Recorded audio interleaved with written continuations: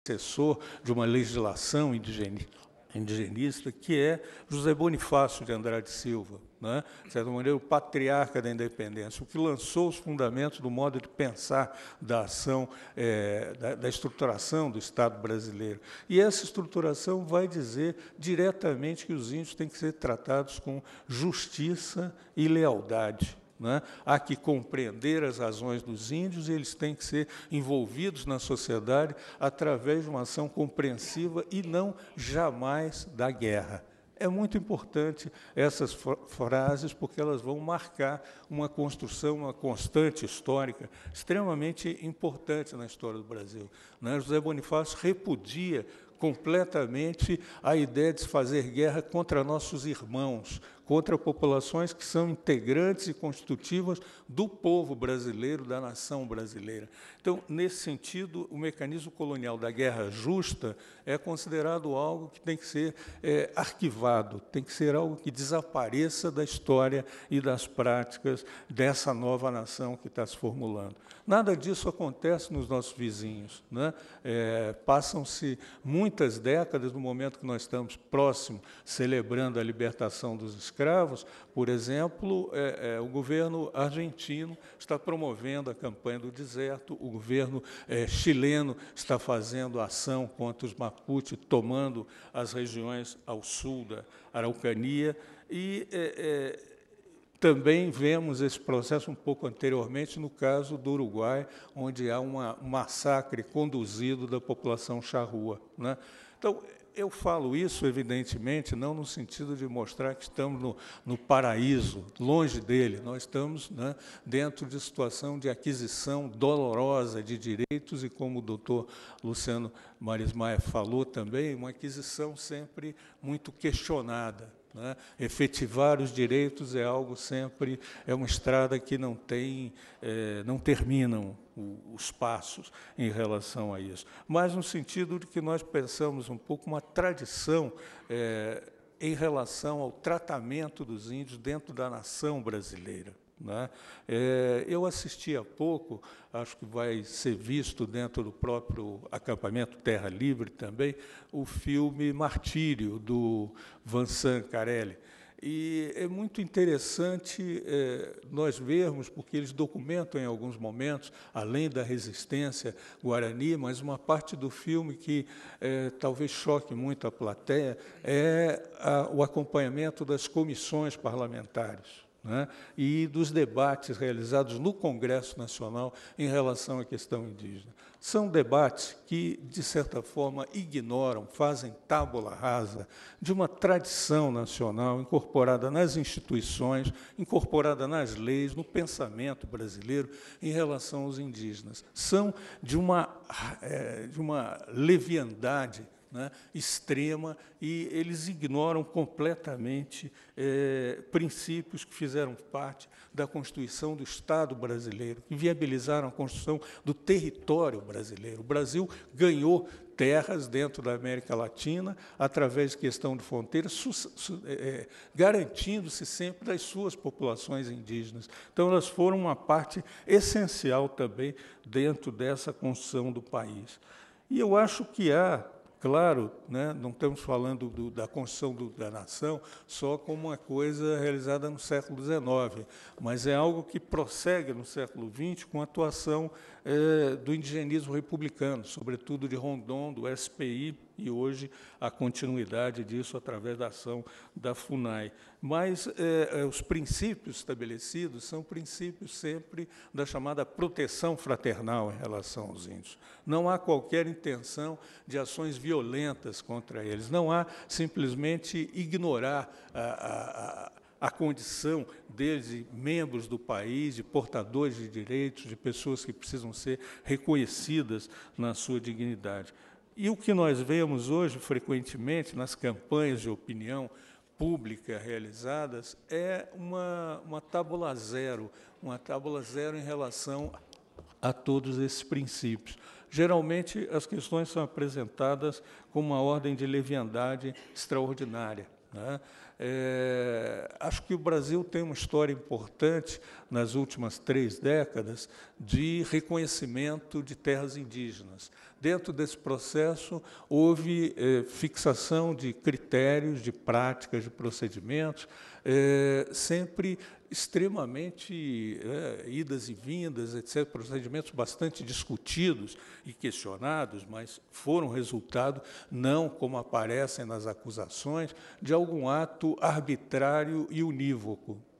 Na realidade, as formas de demarcação de terra começam em 1975, com procedimentos elaborados pela FUNAI, e elas vão ser retificadas diretamente através da Presidência da República, com extensa participação também do INCRA, Serviço Geográfico do Exército e de outros elementos, e depois ela vai ser revista N vezes, em 1981, 1983, 85, 91, 96, até 2003. Então, na verdade, esse processo está sempre sendo revisto e, dentro dele, não é ação de algum tirano ou algum, como dizem, na maioria das vezes, os parlamentares que justificam a PEC 215, não é um processo que passou pela negação de direitos.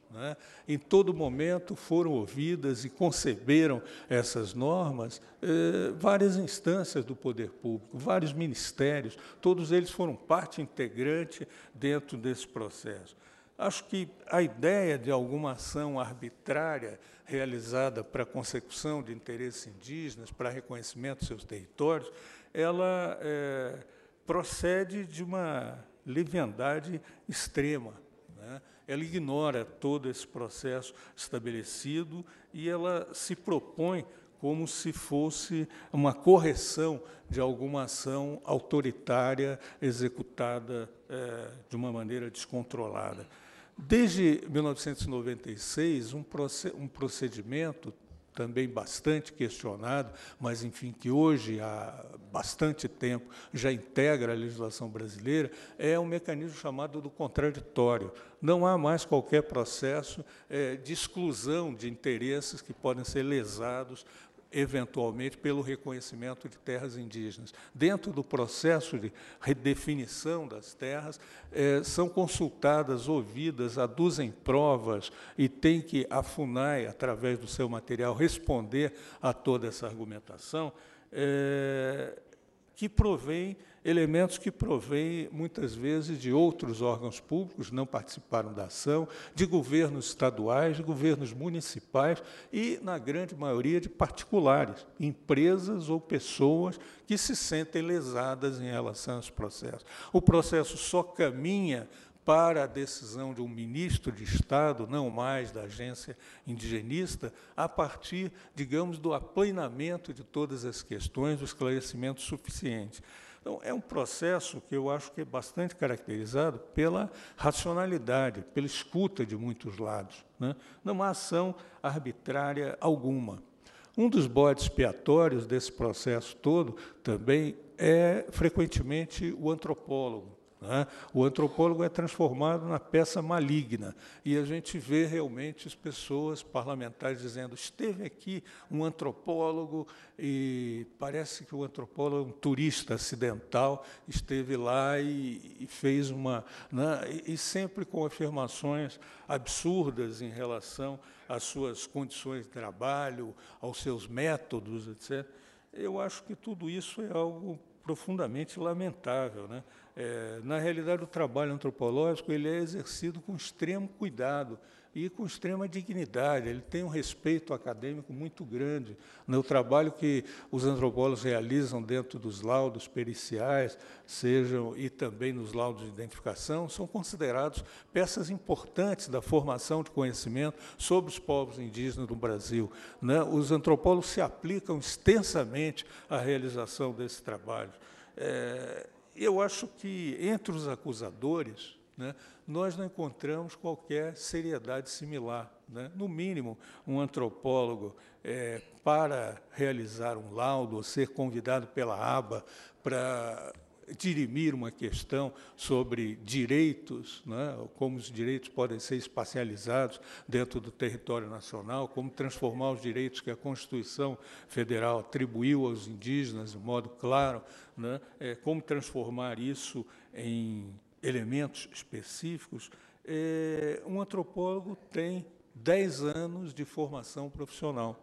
Ele tem 4 anos de graduação, né, de fazer um curso superior, ele tem, no mínimo, 2 anos de mestrado, ele tem mais 4 de um doutorado.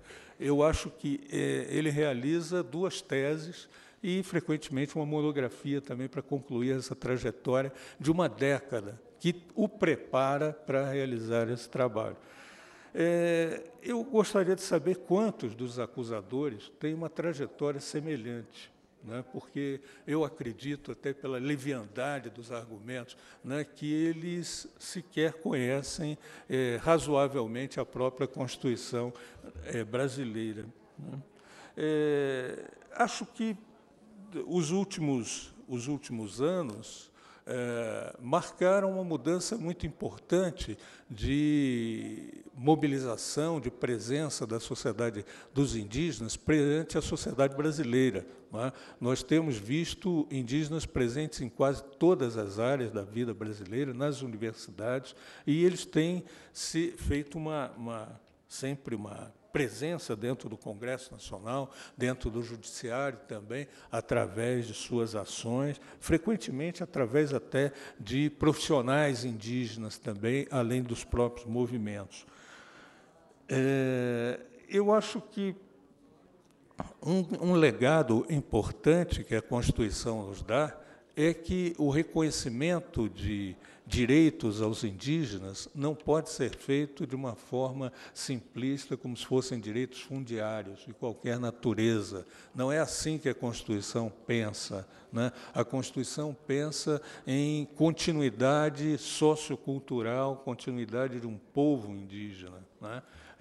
Na verdade, o que se fala do Brasil, a construção da categoria de terra indígena, embora ela seja nomeada como terra, ela corresponde a uma ideia de um território, ela corresponde à ideia de uma morada coletiva necessária para que aquele povo continue a produzir a sua cultura e manter as suas formas de organização social. Obviamente que não como foram no período do início da colonização ou qualquer outro momento da história do Brasil, mas como alguma coisa que se modifica ao correr do tempo, né? Acho que, às vezes, também, e aí eu volto a um ponto inicial, ao nós polarizarmos muito, seguindo as categorias coloniais do índio bravo e do índio colonial, que supostamente teria desaparecido, né, e já seria puramente um brasileiro, ao fazermos esse exercício, nós colocamos como muito difícil uma visão da própria transformação do índio dentro da sociedade brasileira.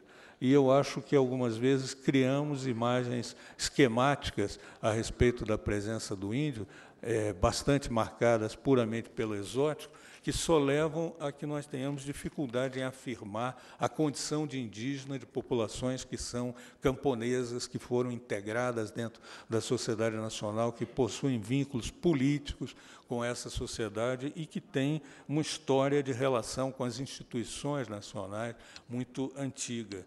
Eu acho que nós estamos falando sempre de uma especificidade brasileira, e é importante nós termos consciência em relação a isso. A presença de índios em cidade, no México, no Peru, em vários lugares da América Latina, é um fato que remonta a momentos super antigos da colonização, os primeiros séculos. No Brasil é considerado como alguma coisa ainda muito nova. Em alguns momentos, a própria agência indigenista chega a colocar em dúvida se a presença de indígenas dentro de cidade ainda permite configurá-los enquanto indígenas ou se eles já não são mais indígenas. E, a todo momento, a atuação da agência oficial se caracteriza muito mais por ser a gestora de territórios indígenas, uma má gestora, é verdade, mas uma gestora de territórios indígenas, e não da numerosa população indígena que existe fora dos territórios indígenas, seja porque eles vivem em cidades, seja porque eles vivem em áreas que não foram reconhecidas ainda pelo Estado brasileiro. Então, os dados são bastante impressionantes. Frequentemente, nós falamos dos índios sempre marcando essa distância física em relação a eles, enquanto, de fato, eles estão em grande parte dos municípios brasileiros. 2/3 dos municípios brasileiros têm uma presença indígena, né?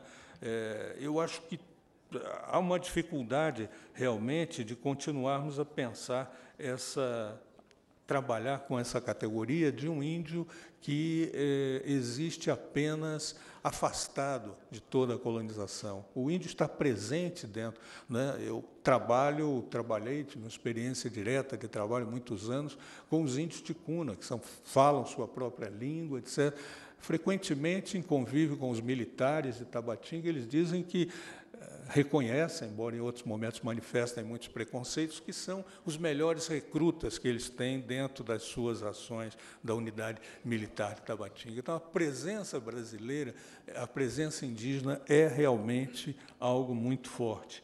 E acho que também, nesse sentido, lembra um pouco essa situação das terras de quilombo, para quem trabalhou com elas em muitos momentos, né? Uma definição colonial de quilombo exige que o quilombo seja algo não articulado com a sociedade. O quilombo é um lugar de fuga, é um ponto. Então, os quilombos não podem ser quilombos em áreas próximas a fazendas, nem cidades, que isso os desqualificaria. Eles seriam varridos militarmente. A realidade histórica não é essa. Eles sempre existiram negociando relações de força com essas populações e, muitas vezes, mantendo com elas trocas possíveis que viabilizavam a sua presença dentro dessas regiões. Reconhecer as terras de quilombo, se nós fôssemos atuar com a definição apenas colonial, seria praticamente impossível. Então, em um momento, a Associação Brasileira de Antropologia correu o risco de apoiar, né, e em articulação também com o Ministério Público Federal, articular um encontro de especialistas para se dar uma nova definição de quilombo, trabalhando com uma ideia de uma construção da tradição, mas feita a partir do presente, não do passado, onde a gente recupera a presença dos quilombolas como algo denso de história, não como alguma coisa que seja isolada, uma trajetória fora da nação brasileira, fora da economia brasileira e das relações políticas criadas no nosso país. Eu acho que, em função disso, nós tornamos também o nosso Brasil uma coisa muito estranha, né? E, ao tentarmos polarizar dessa maneira, nós dificultamos um pouco mais essa percepção. Acho que queria também mencionar, né, eu não estou chamando assim certas constantes históricas dentro de um pensamento e práticas também mais recentes em relação à demarcação de territórios também. Acho que nós deveríamos refletir um pouco mais sobre coisas que a Constituição de 88 nos revela de um modo muito claro, né? Foi a ideia do final de uma tutela.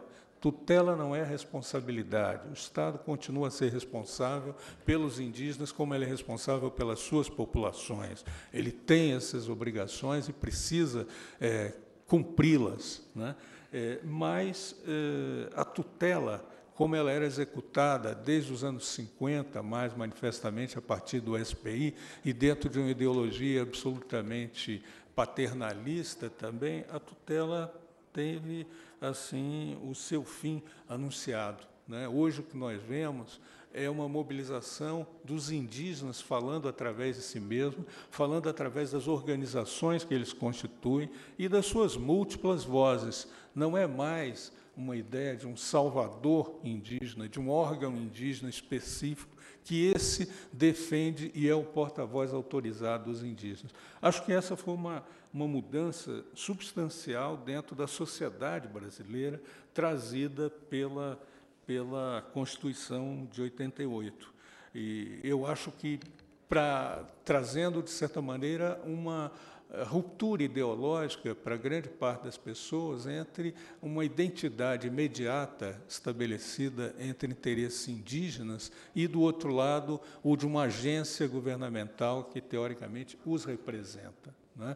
Na realidade, os índios têm uma voz independente, têm outros encaminhamentos e outras estratégias de luta. As ações oficiais vêm, em alguns casos, mas com uma notória também taxa de ambiguidade existente em relação a isso, vêm, algumas vezes, favorecê-los e outras a não favorecê-los também, mas não podemos fazer essa coisa como se fosse algo que possa ser criada, essa analogia, essa complementaridade entre um tutor oficial, um tutor governamental, e, de outro lado, os indígenas, né? Os indígenas estão falando a partir de suas múltiplas situações, e hoje os indígenas estão apresentando uma visão extraordinariamente rica, né? Um acampamento como esse do Terra Livre, ele está mostrando que, bem diferente dos modelos que, frequentemente, os antropólogos, a partir da sua própria experiência direta de terreno, né, de estar fazendo pesquisa em um lugar, frequentemente generaliza a sua experiência. As experiências não são generalizáveis, as experiências são muito diferentes, né? O Brasil não tem uma temporalidade única, não há uma população que possa ser referida como uma população que possa ser a marca do Brasil. Os povos indígenas caminham ao longo da história, estabelecendo diferentes alianças, se incorporando em diferentes momentos da vida nacional e estando presentes durante todo esse processo, né? Porque elas estão lá, é só pesquisar, é só levantar as informações que elas estão lá e têm memórias que recuperam, do modo muito claro, o seu território também, né? Acho que, o momento atual que passamos, isso me volta, me vem à cabeça, né, um pouco a fala do senador, né, Capibaribe, há pouco, né? É uma situação nacional bastante anômala e nós não podemos ignorar isso, né? Estando dentro de uma casa como a da Procuradoria, que é sempre o organismo que lutou não para defender os interesses do Estado, como era dentro de uma concepção pré-Constituição de 88, mas dentro de uma casa que se pensa como defensora de um espírito da lei e dos direitos que podem ser aquinhoados por essas leis, eu acho que caberia a gente questionar fortemente os fatos atuais que caracterizam a política indigenista ou a ausência de uma política indigenista brasileira, né? Quer dizer, o fato mencionado pelo Dr. Luciano Marismaia há pouco sobre a recente e no meio da semana em que se celebra o Dia do Índio, né? Uma iniciativa oficial, né, que deveria ter mais respeito por parte dos escalões governamentais. Nesse momento é demitido o presidente da FUNAI, que, evidentemente, não foi colocado lá pelos índios, nem por pressões de antropólogos, nem outros, mas representou outro conjunto de interesses. E o argumento em relação a esse é um argumento que deveria produzir um pouco de sentimento de vergonha em qualquer pessoa que ocupa um cargo público, né, mencionar. Não houve uma falha técnica para sua demissão, houve o fato de que ele não preencheu 23 cargos da sua estrutura administrativa, indicando pessoas sugeridas por parlamentares, o que é, evidentemente, um escândalo do ponto de vista de adulteração das finalidades de um organismo indigenista, né? Esse não é um órgão que opera mais dentro de uma orientação indigenista. Ele já está operando simplesmente como mecanismo de arrebanhamento político de aliados e de distribuição de cargos. Isso caracteriza uma ruptura total com a própria existência e com a própria finalidade dessa estrutura. Não me vem, por exemplo, à cabeça uma experiência muito diferente do que temos convivendo com alguns índios argentinos, que a rede que eles têm para fazer viabilizar os seus direitos frequentemente passam pelos partidos políticos. Eles, primeiro de tudo, vão se relacionar com facções peronistas para depois eles reivindicarem o direito a alguma terra. Quer dizer, dentro de um país que não tem ainda uma implementação de política indigenista, não tem uma tradição em relação a isso definida, a situação se aproxima da situação de descalabro vivida no Brasil, né? E acho que, para lembrar algumas iniciativas também naufragadas, e naufragadas talvez não só pelo atual governo, mas pelos que antecederam também, né? O Conselho Nacional de Política Indigenista, uma iniciativa extremamente importante, que seria um marco para reformular a relação dos indígenas com o Estado brasileiro, ela não deu qualquer consequência efetiva do ponto de criar novas estruturas administrativas. Em um momento, em relação a ações não tomadas pelo Estado, os indígenas paralisaram a atuação do Conselho durante um ano, se me parece, né? E, nessa ocasião, tudo continuou a acontecer exatamente da mesma forma. Quer dizer, era apenas uma plataforma, digamos, de afirmação de uma igualdade, de um exercício de troca, de um exercício de negociação ou conversas com o Estado, mas isso absolutamente não interferia na execução da política cotidiana em relação aos direitos dos índios. Eu queria, para terminar, talvez, retomar certos pontos, né?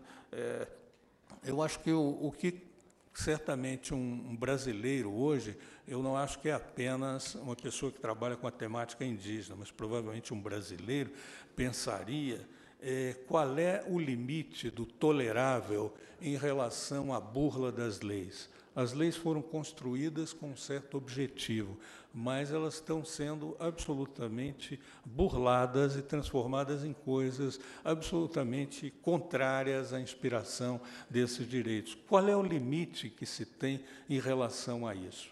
E eu acho que, nesse sentido, as respostas, aí, como estudante de fenômenos sociais, que nos vêm são de duas ordens, né? Eu acho que a primeira seria a questão de que todo governo, em princípio, tem que representar o povo que lhe dá poder, né? Então, o único caminho em relação a isso é uma mobilização pela qual indígenas e outros questionem a legitimidade desses ocupantes do poder e façam com que eles revejam as decisões que estão tentando travestir em decisões legais, mas onde de nenhum modo é possível enxergar legalidade, nem legitimidade dentro das ações perpetradas hoje, né? Acho que é impressionante. E, do outro lado, um outro elemento de contenção, que eu acho que é fundamental nós termos em vista, é o fato de que o Brasil também pertence a uma comunidade internacional de nações. Existem leis internacionais de proteção aos povos indígenas, existem fóruns privilegiados e, sem dúvida, o Brasil estará cada vez mais sendo chamado a prestar contas diante desses fóruns da ação que está tendo em relação aos seus indígenas, né? Situações como a dos indígenas Guarani Kaiowá, entre outros, em vários dentro do Brasil, mas colocados dentro de uma situação de virtual genocídio com a aparente omissão do Estado, né? Esse Estado não exerce nenhum mecanismo de controle em relação às ações tomadas contra eles, fiscalização, nem, ao mesmo tempo, propicia a eles meios de vida digna e trata da efetivação dos seus direitos. Então, eu acho que caminhamos cada vez mais para um processo assim.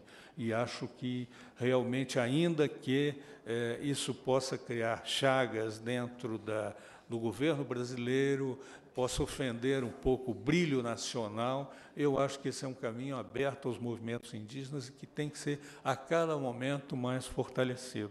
acho que é importante realmente questionar as várias ordens de autoridades envolvidas em todas essas ações e não se completam em relação à definição de territórios. Processos que, embora os procedimentos estabelecidos para isso sejam os mais adequados possíveis, mas processos que têm uma duração impressionante, se arrastam durante décadas, né? Frequentemente, líderes indígenas envolvidos nessa luta são substituídos por seus filhos, porque já vêm a morrer dentro desse processo. Então, eu acho que há uma necessidade muito forte de apelar aos mecanismos externos de controle em relação a essa atuação do governo brasileiro quanto aos interesses indígenas e essa absoluta e completa malversação, né, de um patrimônio de tratamento em relação aos indígenas, de uma construção sistemática de leis, procedimentos administrativos que estão sendo hoje colocados a granel dentro de iniciativas que passam pela cabeça dos mais variados oponentes dos índios. Essa PEC 215 é algo inominável, né? É um processo, fico muito feliz em saber, pela informação do senador Capibaribe, que uma maioria de senadores até se manifestou contrariamente a ela. Mas temo que o Congresso Nacional isso não corra da mesma maneira. Mas é um processo absolutamente espúrio, né, pelo qual você entrega decisão de territórios, quer dizer, coisas que foram construídas dentro de processos técnicos, processos científicos, com a presença de antropólogos, com estudos, com a voz das comunidades indígenas, você entrega isso a um grande leilão realizado dentro do Congresso Nacional, onde, efetivamente, não há a mesma perspectiva que é do juiz que decide sobre um processo. O juiz é portador de uma carga pública de autoridade, de uma responsabilidade perante o exercício da lei. Ele não é um porta-voz de interesse de grupos privados, ou não deveria ser jamais, né? Existe uma ideia de um coletivo que ele externaliza dentro da sua ação.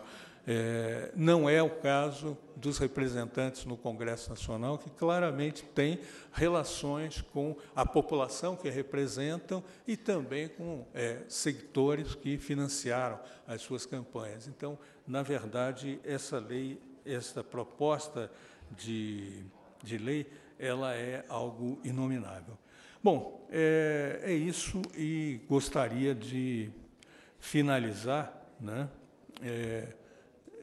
dizendo que, vendo dentro de uma longa caminhada histórica, eu propus um pouco um referencial, também de 5 séculos, né, retomando algumas imagens a partir do Terra Brasília, de que hoje, cada vez mais, o aparecimento de indígenas dentro do Brasil, dentro das lutas políticas, entendendo da realidade brasileira, e não só portadores de códigos à margem da sociedade brasileira, é um fator muito importante e um fator que se torna constante dentro da nossa vida. Eu acho que isso tem uma significação enorme e espero que os setores do judiciário tenham capacidade de entender a força renovadora que vem das aldeias e dos seus porta-vozes. Obrigado.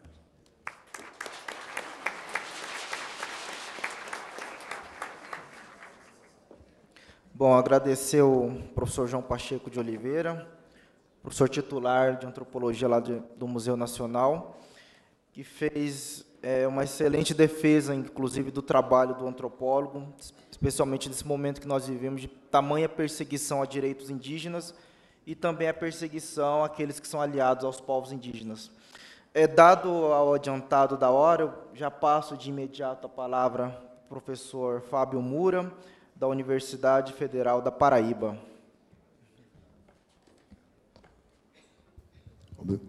Obrigado. Bom, em primeiro lugar, queria agradecer aqui o convite que foi feito, né, pelo Dr. Luciano, Maris Maia e pela Sexta Câmara e os demais organizadores. Estou bem feliz de estar aqui para debater uma coisa que há muito tempo realmente queria debater, e esse é o contexto que considero mais apropriado para fazê-lo. Na verdade, são reflexões que vou apresentar, que elas são de longa data, no sentido de que elas começaram no comecinho dos anos de 2000, numa reunião que tivemos vários antropólogos lá em Mato Grosso do Sul, junto com a doutora Débora, em Campo Grande, e que realmente perpassa todo esse período com relação ao que seria, em certa medida, a relação entre terra tradicional, terra histórica, como vamos ver, o território histórico, e terras pretendidas.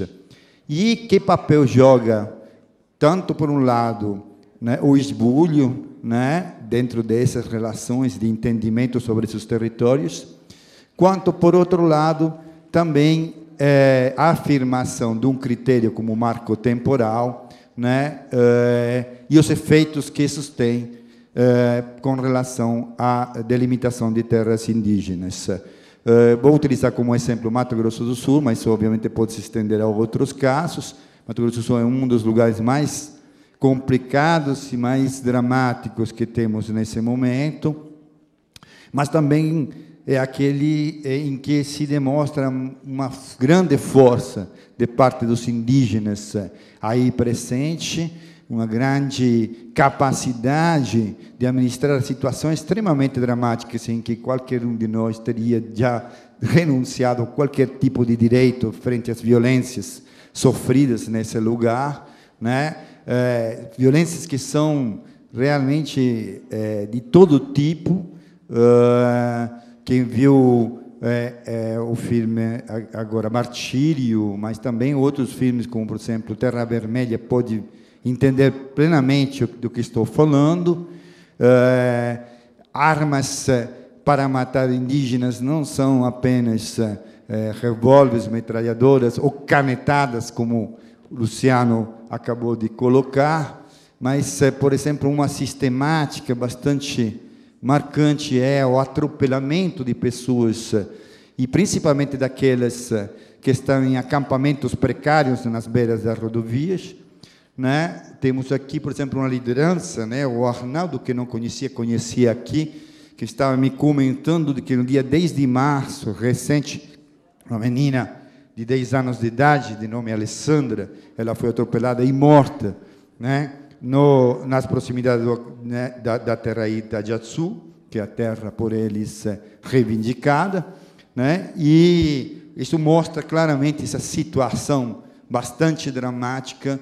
E eu não vou falar tanto assim de dramaticidade na minha apresentação, é que vou ser bastante técnico. O que eu quero mostrar é que existe, por um lado, uma visão que é equivocada, a partir de uma leitura antropológica, do que é território e do que é territorialidade, e, principalmente, dentro do meio jurídico, de se manter sempre a atenção sobre o espaço que é delimitado e não sobre o conjunto das relações que existem em um determinado espaço geográfico bem mais amplo. Tá? Eu trouxe algumas slides aqui, não tem texto, são apenas algumas imagens, né, que não poderia descrever com um tempo limitado. Esse aqui, a primeira, a mais gritante, e que não deixo ultimamente apresento sempre ela, né, porque se por um lado temos a PEC 215 como um mantra, do outro lado podemos colocar em compensação essa imagem do Brasil, em que temos praticamente esse tipo de situação. Temos, com dados do ISA, né, desse ano, um total de 117 milhões de hectares de terras delimitadas, que parece uma coisa gigantesca, né, para o Brasil, né? Mas desses 117, 115 estão presentes na Amazônia Legal. Fora da Amazônia Legal, temos delimitados quase 2 milhões, né? 1.968.000, mas se desse total de 2 milhões, aproximadamente, tiramos os 538.000 hectares da Reserva Cadiuvel, que foi um modo muito específico de atribuir o território para os indígenas, através de uma compensação por participação na Guerra do Paraguai, vamos ver que praticamente o que sobra são mais ou menos 1,5 milhão, menos de 1,5 milhão, para o Brasil fora da Amazônia Legal. Com base em dados do IBGE, fora da Amazônia Legal, temos aproximadamente 45% da população indígena. Então, quer dizer que temos, para esse 45% da população indígena, apenas 1.429.000 hectares delimitados. Como dizia, vou trabalhar essas 3 categorias: território histórico, território tradicional e território pretendido. E vou fazê-lo a partir da situação de Mato Grosso do Sul.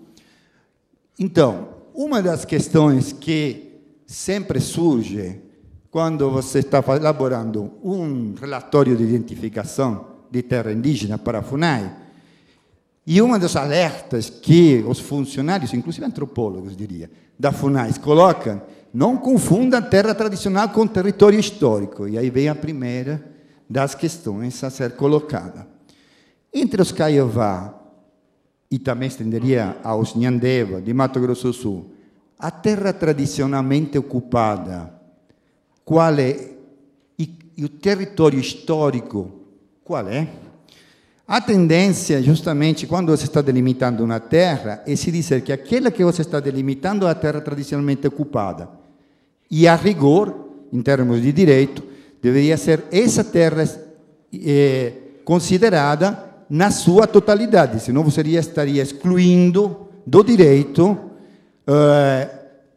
espaços que seriam considerados, não apenas, obviamente, pelos indígenas, mas pela própria elaboração da análise dos dados levantados como sendo terra tradicionalmente ocupada.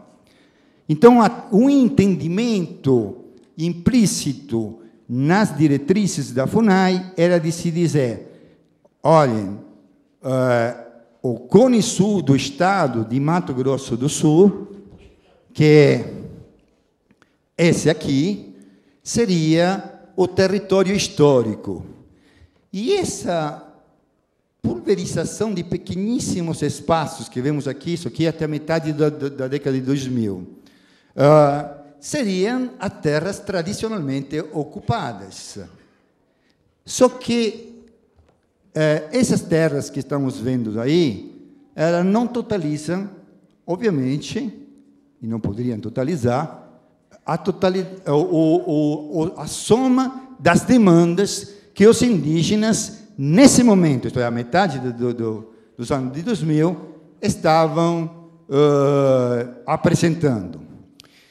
Então, o que acontece? Voltando para o mapa anterior, na verdade, se eu tivesse que definir o que é o território histórico, como de fato nós definimos o que é território histórico para os Caiová, é representado por esse espaço que está aqui. Opa, eu fiz algo que não devia ter feito, eu não conheço esse negócio. E agora? Pronto. Como se aponta? Ah, com esse. Pronto. Foi o botão errado. Esse espaço aqui se chama Itatim, tá? É o espaço em que, quando nós fazemos uma análise histórica, de origem dos Caiová, e que foram praticamente obrigados a sair desse lugar, uma espécie de esbulho da época, através de duas ações. Uma ação de uma guerra que foi movida pelos Mbaiaguaicuru com relação a esses indígenas, e outro, a ação dos bandeirantes que destruíram as missões jesuíticas que aí também se instalaram, e onde foram reduzidos aqueles indígenas que hoje reconheceríamos como sendo os Caiová. Então, quer dizer, teve um deslocamento daqui para aqui, desses indígenas fugindo de uma ação que os obrigava, de alguma maneira, a recuar em termos territoriais. É óbvio que não sabemos com detalhes se aqui já existia em Caiová e se o território, portanto, era mais extenso. Mas, de qualquer forma, não temos uma memória bem precisa, senão em uma dimensão cosmológica, do que seria esse espaço do Itatim entre as narrativas que nós recolhemos nesse espaço aqui, que seria o Cone Sul do estado do Mato Grosso do Sul, e nessa parte aqui, que seria a parte oriental do Paraguai, e que constitui todo ele o território de referência dos Caiová ou dos Paintauiterá, como é a autodenominação. O que estou querendo dizer? A rigor, a coisa mais simples que um antropólogo deveria fazer, ou que poderia fazer, que deveria não, que poderia fazer, e para ter a argumentação mais contundente, e para não contradizer essa própria indicação que a FUNAI dá, dizer não confunda território histórico com território tradicional, deveria pegar e delimitar todo esse espaço aqui. Isso é todo o Cone Sul do estado de Mato Grosso do Sul. Né? Temos documentações históricas, não apenas de dados etnográficos mais recentes, históricas, muito densas, a respeito do uso da ocupação continuada desses espaços por parte dos Caiová, né? Ao longo de pelo menos 2 séculos. Então, o que acontece? Se você apresenta um relatório de identificação de terra passando o limite aqui em cima, tá? E chegando até o Rio Brilhante, e depois de algumas informações e dados mais recentes, inclusive um pouquinho mais além do Rio Brilhante, né? Que está localizado nessa região aqui, né? Aí teríamos aproximadamente 3,5 milhões de hectares de terra que representa, de fato, o território tradicionalmente ocupado por aqueles indígenas.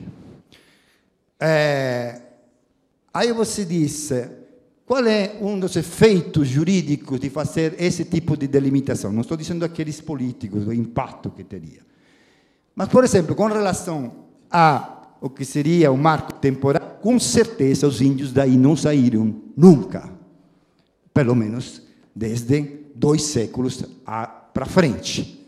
Então, a questão do marco temporal não se coloca, mas se coloca outro tipo de dimensão, que é o impacto socioeconômico que uma delimitação dessa natureza apresenta. E essa delimitação implicaria a presença da segunda cidade de Mato Grosso do Sul, que tem 200 mil habitantes, que é a cidade de Dourados, aqui. Teria a cidade de Ponta Porá, na fronteira aqui com o Paraguai, que também é uma cidade de aproximadamente 100 mil habitantes. E outras cidades que não vou listar aqui, né, também de um certo porte, né, como Nova Alvorada, enfim, tem várias cidades aí dentro. Então, é óbvio que, quando se coloca uma situação dessa natureza, e vistam o fato de que, no Centro-Oeste, um dos espaços considerados mais produtivos, né, considerados como uma das pontas de diamante do agronegócio, é constituído justamente por o Cone Sul do estado de Mato Grosso do Sul. Então, obviamente, temos uma questão na frente, que é uma questão em que a argumentação antropológica ela deveria ser, de alguma maneira, colocada em um patamar, essa é a minha opinião, de resguardo com relação ao que são os efeitos de negociações ou de estratégias políticas que os organismos definem em função da conjuntura política que eles estão vivendo. Por que estou dizendo isso? Estou dizendo isso porque, e aí vamos a um fato mais concreto, né? Aqui na plateia temos também um procurador aí da região, que pode até completar em alguns momentos, mas o que acontece? Frente à grande demanda de parte dos índios, e o fato de que os indígenas lá são irredutíveis, e eles preferem morrer a que renunciar às seus tecorá, aos seus espaços, com que tem uma forte conexão cosmológica.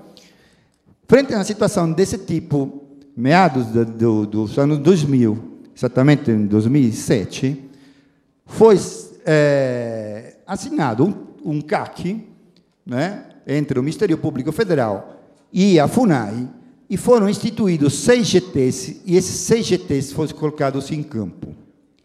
Esses 6 GTs que foram colocados em campo seguiram esse critério, que é uma nova metodologia, agrupando as demandas, justamente para impedir que o tempo fossem imemoráveis.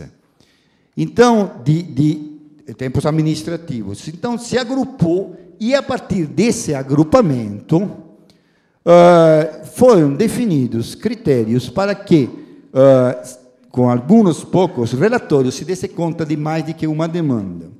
Isto é, de uma dimensão pulverizada e cartesiana do espaço físico-geográfico, que estava centrado na ideia de que você delimita um espaço e, a partir do momento que delimitou, passa a existir, e ele que tem que ser considerado, e o resto não tem que ser nem sequer nomeado, a partir desse critério, passou-se a pensar, em Mato Grosso do Sul, os vários GTs que passaram a atuar, de uma forma muito mais voltada à compreensão de uma dinâmica territorial que levava a construir os vários tecorá ao longo do tempo em espaços geográficos maiores, que seriam os espaços de referência e que, em sua totalidade, constituem as terras tradicionalmente ocupadas pelos Kaiowá. O que quer dizer isso? E aí existe um conflito de entendimento de muitos antropólogos com relação, inclusive, a antropólogos dentro da própria FUNAI ou da FUNAI como um todo. Existe o fato de que você nomear um tecorá que não foi ainda delimitado e, portanto, não foi oficializado aos olhos do Estado, reforça aquele que foi delimitado porque faz parte dessa totalidade. Enquanto que a FUNAI diz, não, isso é estrategicamente equivocado, porque fragiliza, porque mostra e cria alarde sobre o que seriam as demandas futuras. Então, aí vem a análise de um desses espaços. Um desses 6 regiões que foram mapeadas a partir de um critério de bacias, um critério de distribuição de determinadas famílias indígenas que tinham uma certa relação um com o outro, e esse aqui constitui um delas, que seria o que foi denominado como GT de Iguatemi-Peguá. Iguatemi-Peguá são os habitantes das bacias do rio Iguatemi. Esse aqui, que a gente vê aqui, é o rio Iguatemi, e essa aqui, toda é a região onde, ao longo do século XX, se estabeleciam relações de parentesco, visitações, rituais, caçadas, etc. Então, o que... Tenho pouco tempo, eu queria chegar a uma conclusão que acho importante. Essas relações todas que estão aí dentro, elas são compreensíveis do ponto de vista da sua total relação enquanto dinâmica territorial e para compreender como se dá a sequência de demandas futuras a partir justamente da totalidade desse levantamento que foi feito, que são todas essas terras que vimos aí. Aquelas que estão em preto ainda não foram publicadas pela FUNAI, mas elas foram todas delimitadas. Não posso trazer aqui essa informação justamente porque não foi publicado. E aí, para concluir, mesmo vou mostrar como está o mapa hoje.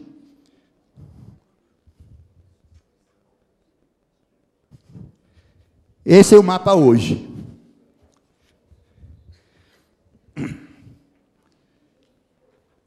Essa aqui é uma terra de 40 mil hectares, que se chama Iguatemi-Peguá 1, existem Iguatemi-Peguá 2 e 3, que foi entregue em 1911, em 2011.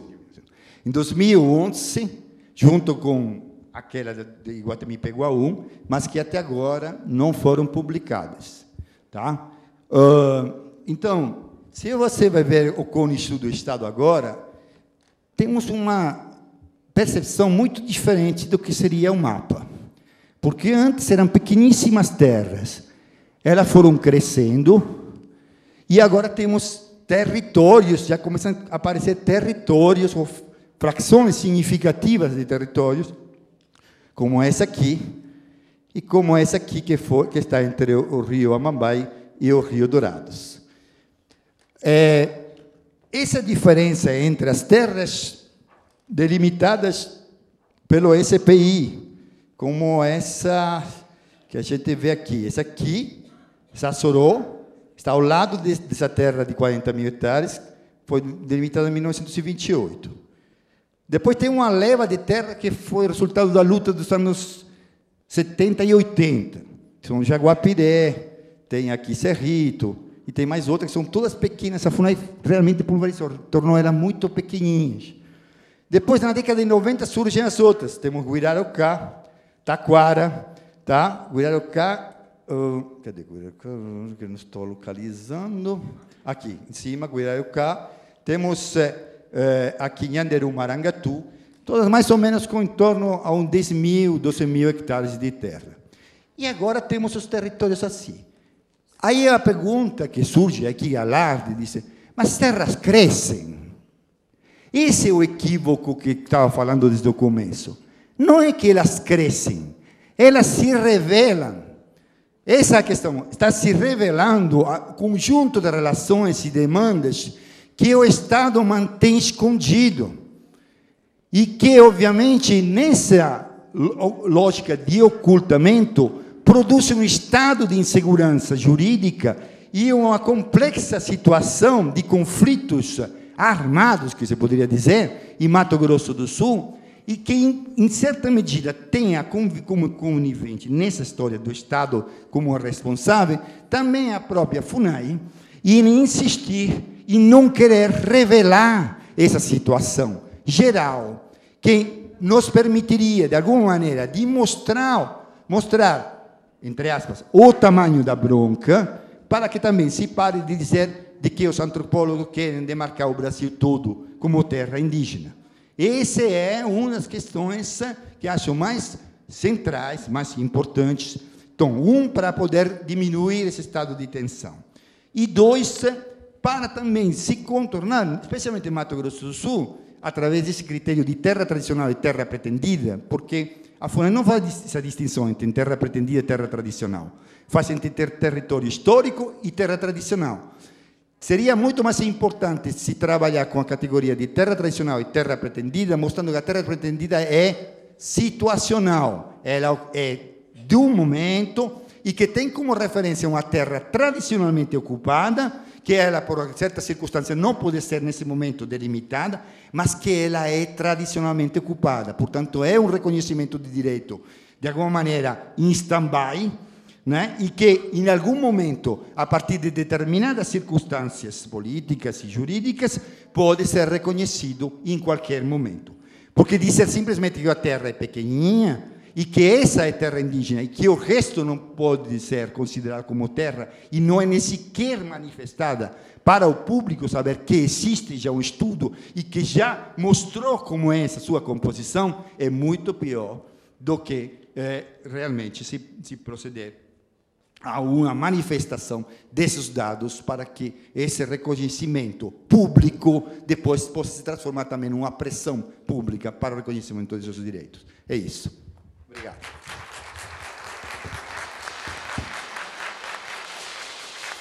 Bom, agradecer a explanação do professor Fábio Moura, dizer também a necessidade da gente fazer esses dois movimentos.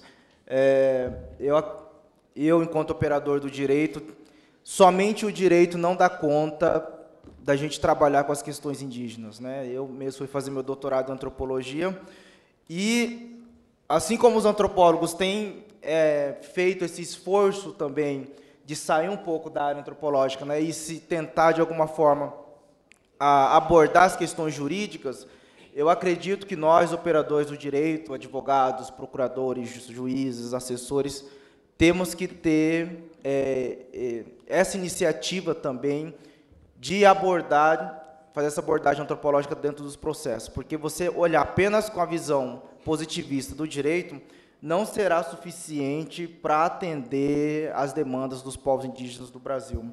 Então, eu gostaria de agradecer ao professor Fábio Mura, que trouxe de forma bem sucinta, por conta do tempo, né, até pedir desculpa, essas questões, mas que são necessárias a gente iniciar reflexões a respeito disso. Também agradecer ao professor João Pacheco de Oliveira, que de pronto